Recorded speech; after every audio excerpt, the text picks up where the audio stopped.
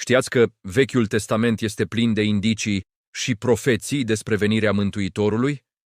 Dintre toți profeții, unul se distinge în mod special prin detaliile uimitoare pe care le oferă despre viața și patimile Domnului Isus Hristos.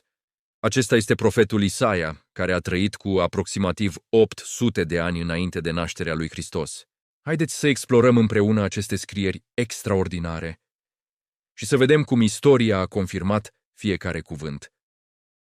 Isaia ne oferă în primul rând o trilogie de profeții despre nașterea Mântuitorului. În capitolele 7, 9 și 11, el conturează un portret fascinant. Mai întâi, în capitolul 7, profețește nașterea lui Mesia, Emanuel, dintr-o fecioară. Apoi, în capitolul 9, vorbește despre nașterea unui fiu cu atribute divine. Prunc s-a născut nouă, un fiu s-a dat nouă. Acest fiu nu este un simplu om, ci poartă nume extraordinare. Sfetnic minunat, Dumnezeu atotputernic, Părinte al veșniciei, Domn al păcii. Această descriere indică clar natura divină a celui ce urma să vină. A treia profeție din această serie, din capitolul 11, vorbește despre o mlădiță, care va ieși din rădăcina lui Iesei, tatăl regelui David, și care va deveni un steag pentru toate popoarele. În vremea domniei sale, pacea va fi atât de profundă, încât natura însăși se va schimba. Isaia folosește imagini puternice. Lupul va sta alături de miel, leopardul se va culca lângă ied, iar un copil mic îi va paște.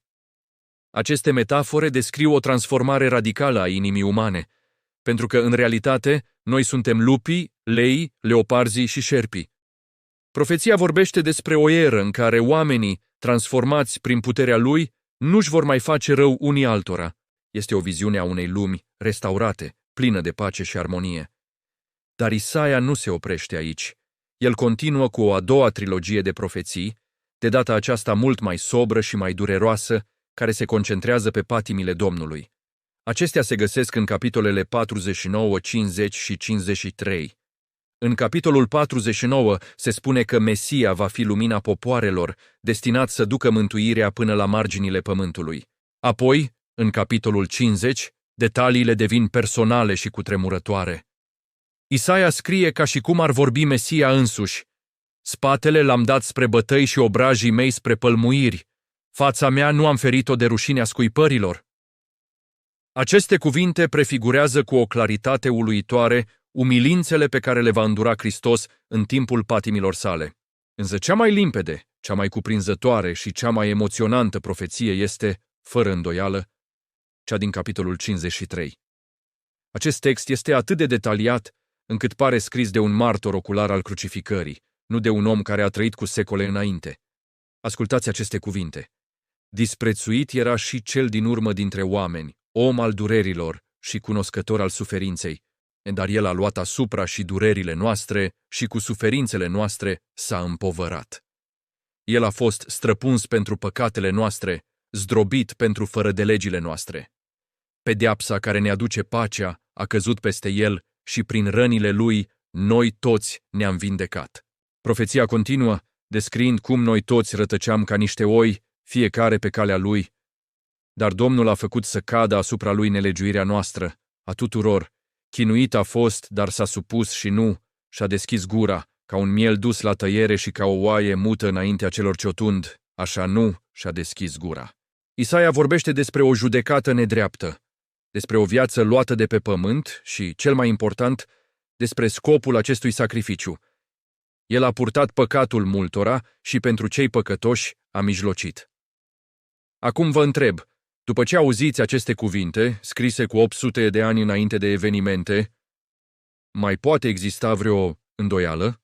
Dacă ești un om onest și gândești limpede, nu poți să nu vezi, să te convingi și să crezi că aceste profeții s-au împlinit în cele mai mici detalii în viața lui Isus Hristos.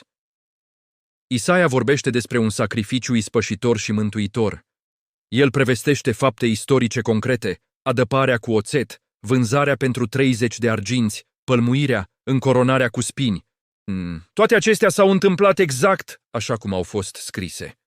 Această corespondență perfectă între profeție și istorie este una dintre cele mai puternice dovezi că Isus Hristos este Mesia Fiul lui Dumnezeu, Dumnezeu adevărat din Dumnezeu adevărat, venit în lume pentru a ne mântui. Profețiile lui Isaia nu sunt simple coincidențe. Ele sunt o mărturie divină, o hartă lăsată de Dumnezeu de-a lungul secolelor pentru ca noi să putem găsi calea către adevăr. Vă mulțumesc că ați urmărit acest material. Dacă v-a plăcut și vreți să descoperiți mai multe adevăruri fascinante din Scriptură, nu uitați să vă abonați și să activați notificările. Pe curând!